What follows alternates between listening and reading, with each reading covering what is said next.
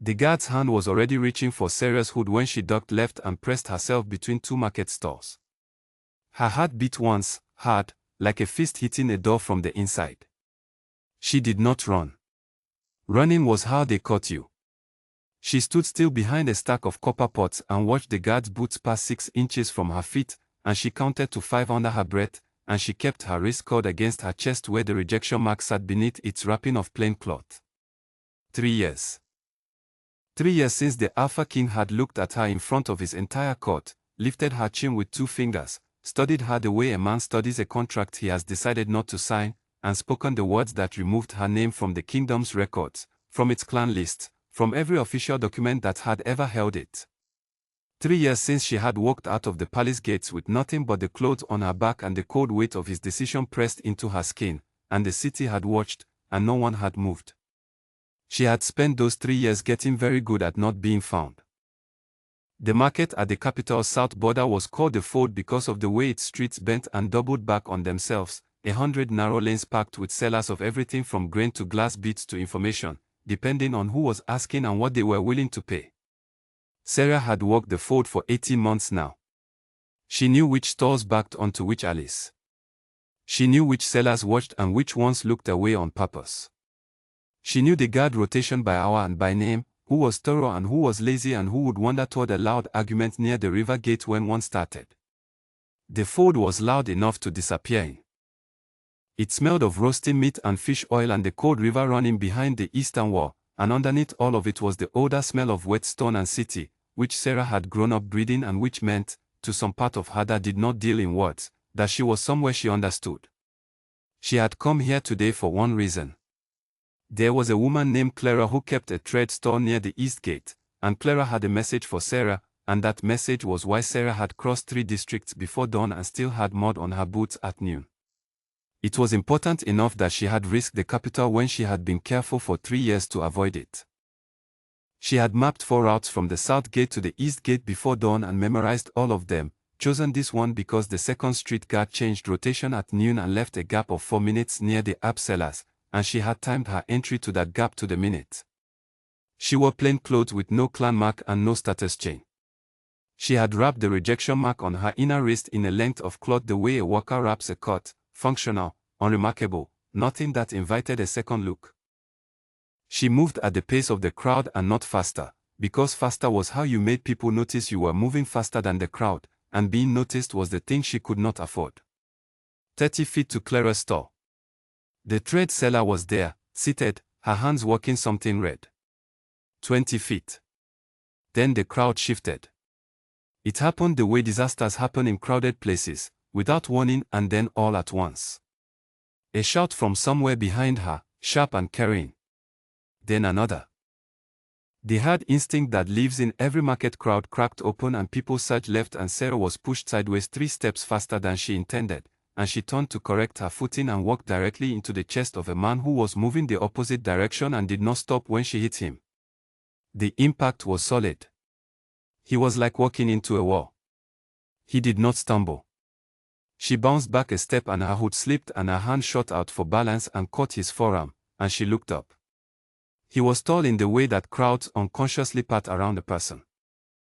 His face was angled toward the commotion behind her, not toward her, and in profile she could see the particular set of his jaw, the line of a mouth that had learned to stay still, the way he held himself with a stillness that was not calm but was the posture of authority so old it had become the body's natural resting position. She looked at his wrist. Half hidden by the sleeve of a traveling cloak that was too plain to be accident and too fine in its stitching to be anything but a deliberate disguise was the royal seal. Small.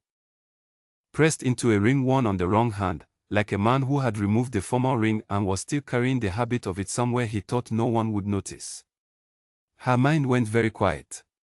She knew that seal the way she knew the shape of her own name. She had seen it pressed into the wax of the decree that had unmade her.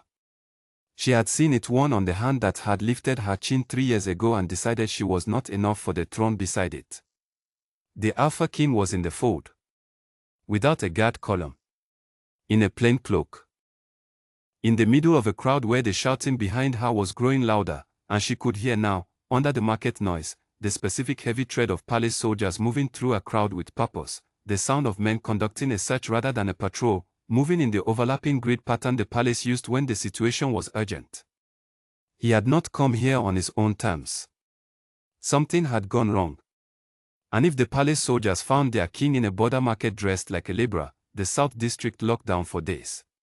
Every route she had built through this part of the city would be watched. Every face checked at every gate. She had people to move. She had the woman on Massa Lane who needed to be out of the city by morning. She had 3 other transit arrangements running through the South District this week alone. A locked district cost her everything she had planned for the next 7 days. His face turned toward her. Recognition landed in his eyes the moment they found hers. She watched it happen, the half-second in which he was placing her face against his memory, and then the moment he placed it, and she saw his mouth begin to open, and she did not wait for what he was going to say. She grabbed his wrist with her free hand and she pulled him sideways between a bolt of red cloth and the post it hung from, into the narrow dark corridor behind the row of stores where the sellers stored their empty crates and surplus stock and where nobody looked because there was never anything there worth looking at. He came. That surprised her. He was larger than her by enough that she could not have moved him one step if he had chosen not to move. She had grabbed his wrist because it was the fastest option and she had not thought past the next 2 seconds, and the fact that he had come when she pulled was information she filed away in a back part of her mind and did not examine yet. "Stay quiet," she said, barely above a breath. "Follow me." She did not look back to see if he obeyed. She moved. The back corridors of the fold were not on any map the palace or the city authority maintained.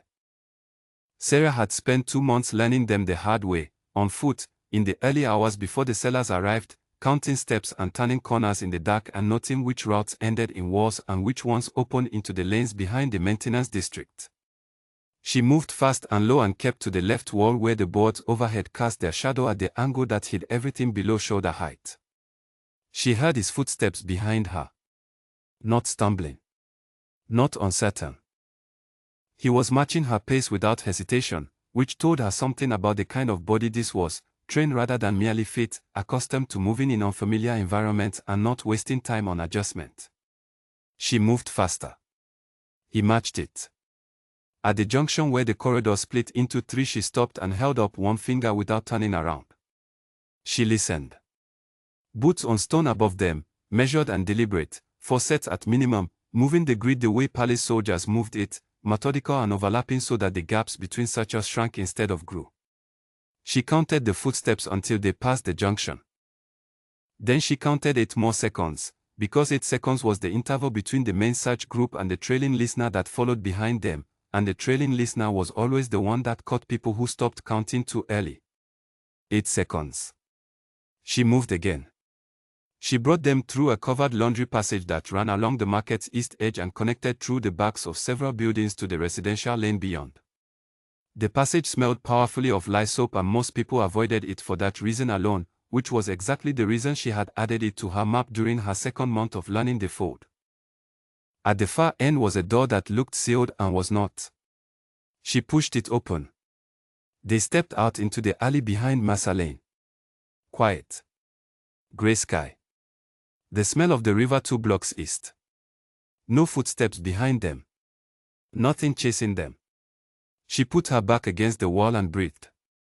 He stopped a few feet away. His breathing was level and even, which was either impressive or deeply irritating, and she had not decided which. He looked at the alley. He looked at the door they had come through. He looked at her. He did not look the way she had prepared herself for him to look. She had been ready for cold authority. For the specific expression of a man who has just been handled by someone he had no reason to listen to and was deciding what to do about it. She had been ready for her name spoken like a charge being read aloud. She had spent 3 years building the particular hardness she would need to hear her name said in that voice again, and she had it ready, and he did not use it. Instead, he was quiet for a long moment. Then he said, "You knew the search pattern before it started." She did not answer. "You knew where they would go," he said. "Before they went there." "The safe house is this way," she said. "Stay close and do not speak until I tell you it is safe." She pushed off the wall and walked, and after a pause that lasted exactly as long as it needed to, she heard him follow. The city moved around them, ordinary and indifferent, doing the things cities do at midday. The rain started again, light and cold, the persistent kind that came in late autumn and did not so much fall as simply arrive and stay. Sera kept her wrist close to her side and her eyes on the road ahead, and she told herself, steadily, 4 times, that she had pulled him out of that market because a locked district cost her a week and she did not have a week, and that was the only reason, and she believed it a little more with each repetition. He said nothing. She said nothing. They walked, and the city swallowed them completely, and somewhere behind them the palace soldiers were moving through a market that no longer contained what they were looking for, and somewhere ahead was the room above the bakery and the woman with the bandaged leg and Clara's message and the rest of the day which was already running late and would not wait for any of this. Cairo had not left the palace that morning with any plan more complicated than 1 hour of breathing air that did not smell like the council chamber. His council had scheduled 4 consecutive hours of trade negotiations over river salt taxation. 2 hours in, he had been watching a bread seller walk her route outside the chamber window, a woman with a basket balanced on her head moving through the crowd below with a kind of efficient, unhurried competence that made every man in the room around him look like he was performing a version of competence rather than actually practicing it. The woman outside did not know she was being watched. She did not adjust her posture or her pace for the watching. She simply moved through the morning doing what the morning required of her, and something about that quality, the quality of a person operating without audience, had broken something loose in Cairo's chest. He had stood. He had said he needed air and would return for the 3rd session. He had walked out between meetings, removed his status chain in the servants' corridor, taken a plain cloak from a hook near the kitchen gate, and walked out through the side entrance that his guards monitored but did not expect to see used by anyone who required following. He had wanted 1 hour. The kind that did not require him to be anything in particular. The kind where he was just a man walking through a city that did not know his face. He had not planned to be recognized. He had certainly not planned to be grabbed by the wrist and pulled through the back passages of a market he had not known had back passages. He had not planned to be led through a covered corridor that smelled of lye soap and delivered, without a word of explanation, to a small warm room above a bakery while his own palace soldiers searched the district below. But here he was. The room had 4 people in it when the door opened to Sera's knock. An old man standing in the corner with his arms crossed and his eyes already at rest on the sight of Cairo, not surprised by it, simply noting it. A woman on a narrow bed near the wall with her right leg wrapped in clean linen and propped on a folded blanket, her eyes open and watching.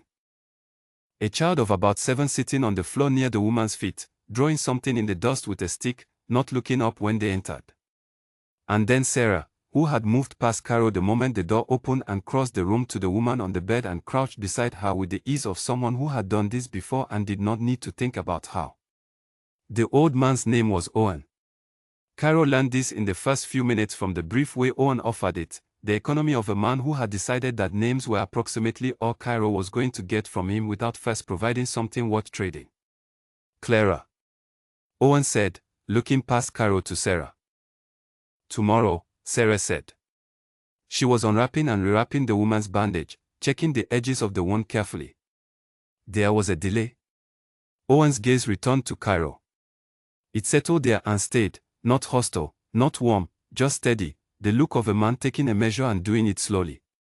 Cairo looked at Owen's neck. The mark was old. The skin around it had changed with age, the edges softened. But the shape was unmistakable, the same shape he had glimpsed on Sera's wrist when her hood had slipped in the market, the same royal seal. Not his seal. His father's. The slightly different angle of the inner emblem, the one his father's ring had made and that his own ring did not, was distinct enough to read if you knew what you were looking at. His father had rejected someone, and that someone had eventually found their way to a room like this one, which meant rooms like this had existed before Sera built hers, which meant the work she was doing was not entirely new, had roots Cairo had not known about, had been building before him and beside him and would presumably continue after him if he did not find a way to make it unnecessary. He stood in the middle of the room and let that land on him properly. The child looked up from the floor. She had the direct, uncomplicated gaze of a young person who had not yet learned the various social reasons to look away from people who had not been introduced. "Are you hungry?" she asked Cairo. "No," he said. She considered this with the seriousness that children bring to practical matters. "I will get you water anyway," she said. She stood, took the clay pitcher from the shelf near the window, filled a cup with 2 hands wrapped around it, and pressed it into Cairo's hands with the matter-of-fact confidence of someone fulfilling an obvious duty that required no ceremony before or after. She did not wait for thanks. She went back to her spot on the floor and picked up her stick. Cairo looked at the cup. He was a king. People brought him things constantly, food and documents and proposals and petitions and objects placed carefully on tables by people who had rehearsed the placing of them. In meetings his cup was never empty. At his table there was always someone whose role was to notice what he might need before he noticed it himself. He could not remember the last time something had been placed in his hands by someone who simply thought he might need it and then turned away without watching for a response. He drank the water. Sera finished with the woman's bandage and spoke with her quietly, asking and listening with equal attention, her hand resting on the woman's forearm with the easy steadiness of a person who had learned how to be still beside someone who was hurting. She asked about the wound, about sleep, about whether the woman had been able to eat. The woman answered in a low voice. Sera listened to all of it. Then Sera stood, moved to the far corner, sat with her back against the wall and her knees drawn up, and pulled a cloth-wrapped package from her bag and began to eat with the focused quiet of someone who had been on her feet since before dawn and treated food as a practical requirement rather than a social occasion. She did not look at Cairo. He moved to a spot against the opposite wall and sat, because standing in the middle of a room looking purposeless was clearly worse than sitting, and he put his back against the plaster and his legs out in front of him and looked at the ceiling and tried to organize what he was thinking into something that resembled order. 3 months ago a document had been slid under the door of his private study during the early hours of a morning when his overnight guard had been rotated, a gap of approximately 40 minutes during which the corridor outside his door was unmanned. The document had listed 4 names on his council alongside figures from the provincial accounts that showed movement he could not explain through channels he could not trace. He had investigated quietly, asked careful questions of people he trusted, and reached no source. No author. No route by which such a document could have entered a room designed to be inaccessible to anyone not authorized to be in the palace at that hour. He thought now about the way Sera had known the search pattern before the soldiers ran it. About Clara at the thread store, whose name one had said with the ease of someone saying the name of a regular correspondent. About the network of trust and communication it would take to move a message from a market stall in the South District to a slip of paper under a palace door, and about the fact that such a network existed, had been operating in his own city, right under the walls of his palace, without his knowledge. Owen had not asked who Cairo was when he walked through the door. He had simply adjusted, made space, and returned to his position at the window. As if the complication of a king standing unexpectedly in the room was simply a complication to be absorbed, not a crisis to be managed. Cairo looked at Sera. She was looking at her food. Her face in the dim light of the afternoon was the same face he had studied 3 years ago and told himself he had read correctly, the controlled face of someone who had decided not to feel the thing that was happening to them, which he had taken as evidence that the thing had not cost her as much as he feared, which had made his decision easier to live with afterward. He understood now, sitting against this wall in this room with the rain on the single window and the child drawing shapes in the dust on the floor, that he had read it entirely wrong. The woman on the bed had closed her eyes. The room settled into a quieter register. Owen remained at the window, arms crossed, not asleep, present in the way of someone who had learned long ago that watchfulness was its own form of care. Cairo stopped trying to put things in order and simply sat with what he was understanding, letting it come at its own pace, which was slower than he would have chosen and more thorough than he was comfortable with. He thought about the morning of the formal rejection. He had stood in the council chamber with his officials arranged around him like a frame, and she had stood across from him with her hands at her sides, and he had said the words he had been told were the correct words, and her face had done the thing he had afterward described to himself as controlled and distant, the absence of visible reaction that he had interpreted as the absence of deep feeling. He had not considered, at the time, that controlled and distant might describe a person who was in the middle of arriving at a decision. who was standing in a room being formally unmade and simultaneously deciding what to build next. Who was not cold but was simply already somewhere else in her mind, already past the moment because she had already understood what the moment meant and had moved on to what it required. He had read the absence of tears as the absence of feeling. He understood now that he had read it wrong, and that he had wanted to read it wrong, because reading it correctly would have required him to look more carefully at his own reasons, and his own reasons, examined carefully, were less clean than the version he had kept. Night arrived and the room became its own contained world.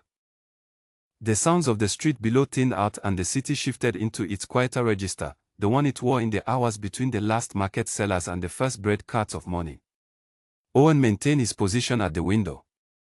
The woman on the bed breathed steadily. The single candle in the corner burned low. The child's name was Nell. Cairo learned this when Owen said it once, without ceremony, to tell her to finish the rest of her supper, which was in a bowl near the window. Nell looked at the bowl and then at Cairo and then got up and brought the bowl back to her spot on the floor and continued to draw with her stick while she ate, managing both activities simultaneously with the focused efficiency of a person who had learned not to waste time when both things needed doing.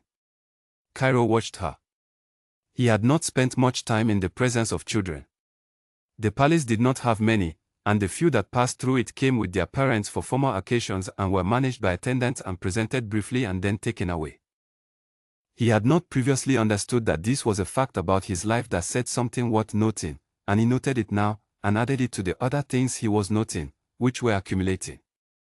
At some point in the first hour of the evening, Nell finished eating, set her bowl aside carefully, and put her head against Cairo's leg and fell asleep. He had not invited this. He also had not moved to prevent it. He sat with the weight of a sleeping child against his side and looked at the low ceiling and did not try to shift her. She had refilled his cup twice without being asked during the afternoon, each time with the same simple routine, as if keeping him supplied with water were part of a list she was working through, and he had drunk it both times, and now her breathing was the slow deep breathing of a child in genuine, uncomplicated sleep. He had not made a child feel safe in a very long time. He was not sure he had ever done it this directly, this simply, just by being present and still and not making the space worse than it had been before he arrived. Sera sat across the room with her back against the wall and her hands resting on her knees, looking at nothing in particular with the focused inward quality of a person who has run a long day and is allowing the body to rest before the mind follows. She had eaten. She had checked on the woman on the bed twice more, quiet checks, a hand to a forehead, a question asked and answered in low voices. She had spoken briefly with Owen about something Cairo could not hear. Then she had returned to her corner and been still. She had not looked at him in over 2 hours. The rain continued outside. The candle shortened. "Why did you save me?" Cairo asked. He had not planned to ask it. He asked it because the silence had the particular quality of a silence in which the question was already present anyway, and asking it out loud seemed more honest than letting it sit there unacknowledged between them. He kept his voice low for Nell's sake. Sera looked at him. It was the first time she had looked directly at him since the alley, and the directness of it arrived in him the way things arrive when you have been braced for something else. He had expected the look to carry damage. He had built a version of her in his mind over 3 years, not deliberately, not with pleasure, but the way you build versions of people you have wronged, tipping toward the details that made your behavior more understandable and away from the ones that did not. The version he had built was softer than this. More readable. He had given her a kind of obvious hurt that would have made him easier to forgive because obvious hurt is easier to respond to than clear eyes. She looked at him with clear eyes and said, "I didn't." He waited. "You were in my way," she said. "If the guards had found you in that crowd the South District locked for days. I have arrangements running through this district this week." She looked away. "I moved you because you were an obstacle. Do not make it something else." The room was quiet. He considered this carefully, the way you consider something when you are trying to find what is underneath it rather than what it appears to be on the surface. She had not said it with heat. She had not said it to hurt him. She had said it with the same flat accuracy she had applied to every other thing he had observed her doing today, the search pattern, the corridor, the door that looked sealed, the bandage, the question about sleep asked to the woman on the bed. She operated in true things because true things were more efficient than the alternatives, and he was sitting in a room surrounded by evidence of how much she valued efficiency. He laughed. One short sound, involuntary, pulled from him before he could stop it. He pressed his mouth closed immediately for Nell's sake, but the sound had already happened and it landed in the room the way small honest things land, changing the air slightly. Sera looked at him again. He watched something move through her expression before she could close it down. Not warmth, not softness, nothing he could name easily. Something more like recalibration. The specific look of a person who has assigned something to a category and then received information that does not fit the category, and is now, in real time, examining the category. He watched her face return to the guarded neutral she had worn since the market, the practiced steadiness that would have looked like simple composure to anyone who had not just seen what was underneath it for the space of 2 seconds. But he had seen it. The document, he said. The one that came under the door of my study 3 months ago. She looked at her hands, which were resting loosely on her knees. That came from this network, he said. It was not a question. She was quiet for a moment. Then she said, "There is a blanket in the crate near the door. The floor is hard but it is warmer than the wall." She put her head back against the plaster and closed her eyes. Cairo looked at the mark on his own wrist. He had not looked at it directly in 3 years. Not avoided it exactly, but not looked. It sat on the inside of his wrist in the location where rejection marks were placed, which happened to be the same location as the mark on Sera's wrist, which happened to be the mark he had put there, which meant the seal on his wrist and the seal on her wrist were the same seal, his seal, pressed twice, once actively and once as the mark of what he had decided about her.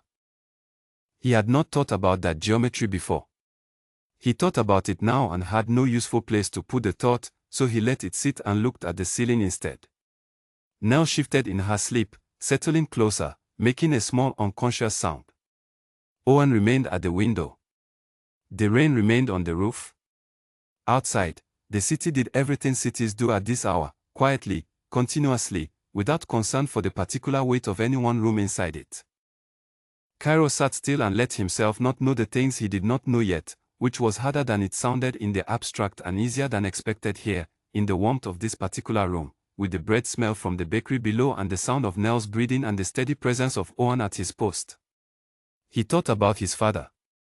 He had been 12 years old and standing in a corridor doorway when he saw a woman walk out of the palace with his father's seal on her neck and no one walking beside her. He had asked his advisor what had happened. His advisor had said it was complicated.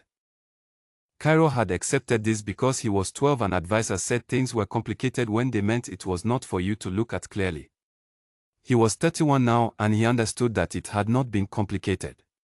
It had been the same thing he had done 3 years ago, dressed in the same formal language, carried out in the same council chamber, witnessed by the same kind of assembled officials who understood that their role was to observe the decision rather than to question it.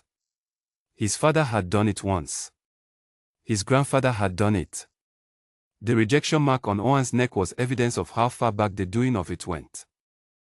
And the rooms above bakeries and trade stores and laundry corridors were evidence of something that had been building just as long, in the cracks of all of it, in the spaces that the palace did not look at because the palace was not looking for what was there. He did not sleep that night. He sat with Nell's weight against his side and Owen's quiet presence at the window and the woman breathing steadily on the bed, and he let the night pass the way nights pass when you are finally in the presence of the true shape of something you have been holding at arm's length for years, and the true shape is larger and heavier and more complicated than the shape you had been carrying, and the only thing to do with that is to stop holding it at arm's length and pick it up properly. Before the first thin light came through the single window, before the bakery below had started its morning fires and before Nell had stirred from the blanket that someone had placed over her in the night, Cairo opened his eyes to a room that was the same as it had been and one thing different. Sera was gone. The door was closed. The woman on the bed breathed steadily in her sleep, her face relaxed in a way it had not been during the hours she had been awake. Owen sat in the chair at the window, and the quality of his stillness told Cairo that he had either not slept at all or had learned to sleep in a way that was indistinguishable from waking. Nell was a small bundled shape on the floor with her drawing stick still loose in her hand. Next to where Cairo had been sitting was a folded piece of paper. He picked it up. He unfolded it carefully. He read it. He read it again, and this time he did not hurry. It was not a long document. One page, both sides, written in a small precise hand that covered every line without waste. The letters were slightly compressed, the habit of someone who had learned to say as much as possible in as little space as possible. At the top of the page, a column of 4 names. He knew all 4 of them. They sat on his council. He had eaten meals with these men. He had listened to their advice for 3 years and waited it and in many cases followed it. Below each name was a set of dates, each date paired with a figure. The figures corresponded to transfers from the provincial treasury, amounts moved through 3 separate holding accounts to a construction project in the northern province registered under a contractor name that he recognized from his quiet investigation 3 months ago, the investigation that had found no physical evidence that the contractor existed at any address in any registry he could access. Because the contractor had not existed. Because the money had not built anything. The figures on the page were not the figures he had been shown in the council reports. The figures in the council reports had been smaller. The difference between the figures on this page and the figures in those reports was the amount that had moved through the holding account and arrived somewhere other than a construction project, which the document made clear by following the transfer trail to its actual destination, which was not a project and not a contractor but a single name at the bottom of the left column. A man he knew as a province official who had stepped down 2 years ago citing poor health and whom Cairo had sent a formal letter of gratitude and well wishes upon his retirement. He had sent a letter of gratitude to a man who had been receiving stolen treasury funds. He sat with that for a moment. Below the official's name, in a slightly smaller hand, a second name. This one Cairo recognized differently. Not with the comfortable recognition of a familiar figure. With the specific recognition of someone who had appeared in a document and been described and then resolved. An inspector named Aldous Wren. Sent to the Northern Province 18 months ago on a routine fiscal audit. He had filed an initial report noting irregularities in the provincial account records and had requested access to the physical holding ledgers. Cairo had been told about the report. His counsel had told him it was under review and that the relevant officials were cooperating and that the matter would be resolved through proper channels. He had been told this on 3 separate occasions by 3 different men, which he had taken as thoroughness rather than coordination. Aldous Wren had died on the road south from the province 6 weeks after filing his initial report. The official cause recorded was fever. Cairo looked at that name and at the dates below it showing when the information Wren had been investigating had been moved and by whom and where it had gone, and he understood that Aldous Wren had not died of fever on the road south. He understood this the way you understand things when the evidence is sitting in your hands and the only remaining question is whether you are willing to read it clearly. He was willing. He read it clearly. At the bottom of the page, in ink that was slightly darker than the rest, added after the body of the document had dried, the witness is ready. The route is clear. Choose. No signature. No name. Just those 3 lines. He sat with the document in his hands in the growing grey light of early morning and felt the weight of it settle on him, not shock, exactly, because he had been in the room with the edges of this knowledge for 3 months and had been circling them carefully, but something heavier than shock. The weight of understanding the full shape of a thing that you have been allowing yourself to see only in outline. He had allowed it. That was the true part. He had received the first document 3 months ago and had investigated cautiously and had found the edges of something large and had not pressed further, had told himself the information was incomplete, had told himself the source was unknown and therefore the document might be fabricated, had told himself he was being careful rather than what he was actually being, which was careful in the specific direction of not finding what was there to be found. He had been comfortable. That was the honest word. He had been comfortable with his counsel and his arrangements and the way the kingdom ran, and the first document had disturbed the comfort, and he had done the investigation that could be done without disturbing it too much, and had stopped where the disturbance would have become unavoidable. Sera had not stopped. How long has she been running this? He asked. Owen turned from the window. The quality of his gaze was the same it had been for every hour Cairo had been in this room, careful, unhurried, neither hostile nor sympathetic, the look of a man who had completed his assessment a long time ago and was not expecting to be surprised by whatever came next. "Which part?" Owen said. Cairo looked at him. "All of it," he said. "The network. The houses. The documents." "How long?" Owen was quiet for a moment, the particular quiet of someone deciding not how much to say but how simply to say the true amount. "Since the week after you rejected her," Owen said. The room did not change. The light at the window continued its grey growth toward morning. Nell breathed softly on the floor, one hand still loosely holding her stick. The woman on the bed made a small sound and settled deeper into her sleep. In the space between one breath and the next, Cairo understood the full shape. "Since the week after you rejected her." She had walked out of the palace gates 3 years ago with the rejection mark on her wrist and nothing else, and in the week that followed, while he had been managing the formal aftermath of the rejection and arranging the procedural details and telling himself the decision had been necessary and had been made for the right reasons, she had started building this. She had started in that week. In the week of it. Before the ink on the formal decree was fully settled, she had been moving. She had built it in his city, in the districts closest to his palace walls, in the spaces his officials looked past because there was nothing in those spaces that the palace needed to pay attention to. She had found the people his kingdom had discarded and she had given them routes and rooms and information and the particular quality of being known and trusted by someone who would not give them up. She had gathered evidence that his administration had buried. She had built a network that extended further than he could currently see from where he was sitting and that had been operating, successfully and invisibly, for 3 years. And the only thing she had asked of him was that he make a choice. He thought about the morning of the rejection. He had stood in the council chamber with his officials arranged around him in the posture of witnesses, and she had stood across from him with her hands at her sides, and he had said the formal words, and her face had held an expression he had read afterward as controlled and distant, the absence of visible suffering that he had used as evidence that she had not suffered deeply, because deep suffering, if present, would have been visible, or so he had told himself, because telling himself that had made the decision livable. He understood now with a completeness that left no comfortable gaps that he had read it wrong.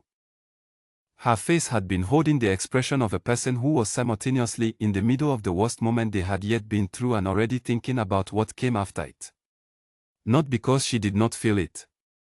Because she felt it completely and had decided that the feeling was not going to be the last thing. That the decision he had made about her was not the final word on what her life was going to look like. She had been rejected in a council chamber in front of witnesses and she had walked out and she had started building. The mark on his wrist carried a warmth that had not been there the day before. A presence. The quality of something that had been dormant a long time and had woken up, for reasons it had not yet fully articulated, in this particular morning in this particular room. He stood. He folded the document carefully and placed it inside his coat, against his chest. Nell's eyes opened. She looked up at him from the floor with the simple clear gaze of a child who has slept well and is not performing anything. "Are you leaving?" she asked. "Yes," he said. She sat up, considered this with the focused seriousness she brought to practical matters. "Will you come back?" He looked at Owen, who had not moved from his chair and whose eyes had not shifted from Cairo, the same patient and assessing quality they had held all night, the look of a man who has already made his judgment and is willing to be surprised by it. "I do not know yet," Cairo said. It was the most honest answer he had given anyone in 3 years. He recognized this as he said it, the specific sensation of a statement that does not require any arrangement to be true. He crossed the room, took his cloak from the corner of the crate, and put it on. He looked once more at the room, at the low ceiling and the single window and the clay picture on the shelf and the worn boards of the floor where Nell's drawings were still faintly visible in the morning light, small careful shapes pressed into the dust by a child who had found a stick and a floor and enough quiet to use them. Owen stood from his chair and stepped aside from the doorway. Not widely, but enough. Cairo went through it and down the narrow stairs and out through the bakery's back passage into the alley behind Massa Lane, and the morning air arrived against his face, cool and carrying the smell of the river, and the city was waking up around him in the slow, honest way that cities wake up. Shutters opening. Water splashing from upstairs windows. Voices calling to each other across the lanes in the particular easy informality of people who had slept in the same neighborhood for years. The first bread cart of the morning grinding on the stones 2 streets over, its wheels loud in the early quiet. He stood in the alley with the document against his chest and the warmth on his wrist, and 3 years of a decision that he had called necessary beginning to show him its actual shape from this new angle, which was not the shape he had given it.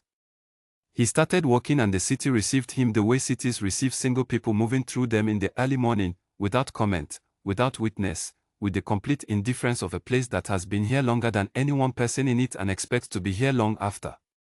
He thought about Owen's words as he walked. Since the week after you rejected her. He turned this over as he moved through the lanes, past the bread seller already at her route with the basket on her head, past the water carrier making his first trip from the well, past the 2 old men who sat outside the same building every morning at this hour regardless of the rain, sitting under the overhang and drinking from the same battered pot and not talking, just existing together in the morning, which was its own kind of thing. He thought about the woman on the bed with her bandaged leg, who was alive because someone had moved her before she could be made otherwise. Who had trusted herself to sleep in a room she did not know because she trusted the person who had put her there, and that trust had been built not through promise or declaration but through action, through the specific texture of what Sera did and how she did it, again and again, in rooms and corridors and back passages that no official map recorded. He thought about Nell giving him water without being asked. The complete absence of calculation in it. He was a king. He had been in the presence of children who had been instructed how to behave around him, the careful presentation of a child on good behavior, performing the correct courtesies and waiting to be released. Nell had not known how to perform a courtesy for a king and had not tried. She had seen a person who might be thirsty and had gotten him water, which was the whole of it. He thought about the sound of his own laugh in the quiet of that room. Unguarded and real, pulled from him by 3 words from a woman who had told him plainly that he had been an obstacle she had absorbed without breaking stride, do not take it personally, and something about the absolute clarity of it had broken something open in his chest, a door he had not realized was sealed, and through it had come that sound, unmanaged and genuine, before he could do anything about it. He had not laughed like that in 3 years. He was aware of this as a fact about himself, and he was aware that it was a fact that said something about the 3 years, and the something it said was not comfortable. He walked faster. The palace was 15 minutes from here now. His council would be assembled for the morning session. The 4 men on the document would be at the table in their usual chairs, having their usual morning tea, conducting themselves with the settled ease of men who have arranged their safety carefully over a long period of time and have no current reason to believe the arrangement has been disturbed. They were about to learn that it had been disturbed. He thought about how this would go.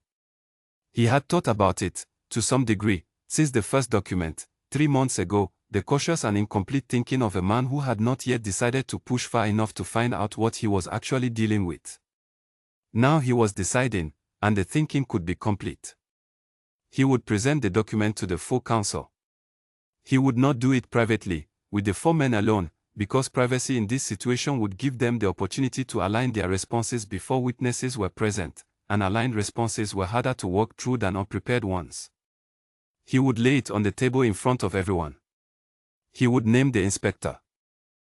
He would name orders ran and the dates and the road south and the word fever used 3 times by 3 voices, and he would let the word sit in the room and see which of the 4 men looked at the other 3 before looking at him, because the one who looked at the others first would be the one who had needed to confirm that the coordination was still holding. He had been conducting himself as a king for 3 years now, and he knew that the people around him generally underestimated how much he had been watching, because the watching was quiet and the things he learned from it he kept to himself, and people tend to assume that a person who keeps things to himself has not seen them. This was useful. He had let it be useful. Now he was going to spend that accumulated credit in 1 morning, and it was going to cost more than a morning to finish, but the morning was where it started. He turned onto the main road and the palace gates came into view at the end of it.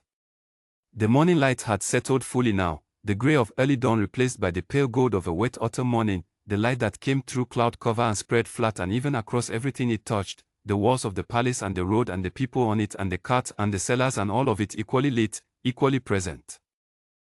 He had thought sometimes, in the last 3 years, about the version of things in which he had made a different decision in that council chamber. He had not spent much time on it because spending time on it seemed unproductive and self-indulgent, and because the version of things he had produced instead had not been without its achievements. There had been good work done, real work, things that mattered. He told himself this, and it was true, and it was also true that it sat alongside what he now knew about what had been built in the cracks of everything he had been doing, by someone who had been given nothing and had made it into something anyway, without his name and without his resources and without his knowledge.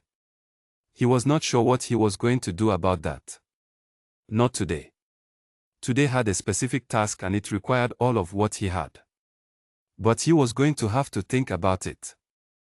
He walked through the palace gates and the guard on either side straightened and said nothing, and he said nothing back, and the gates closed behind him and the palace received him with its familiar weight, the corridors and their particular smell of stone and lamp oil and the cold air that moved through the older parts of the building regardless of the season. The sound of his own footsteps on the stone floors that had carried the footsteps of his father and his grandfather and further back than that, all the footsteps of all the people who had lived inside the decisions made in these rooms.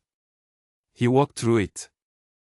He thought about Sera in the market, her hand on his wrist, the brief grip of someone who did not have time to be gentle and had not tried to be. Stay quiet, follow me, and then she had moved and had not looked back.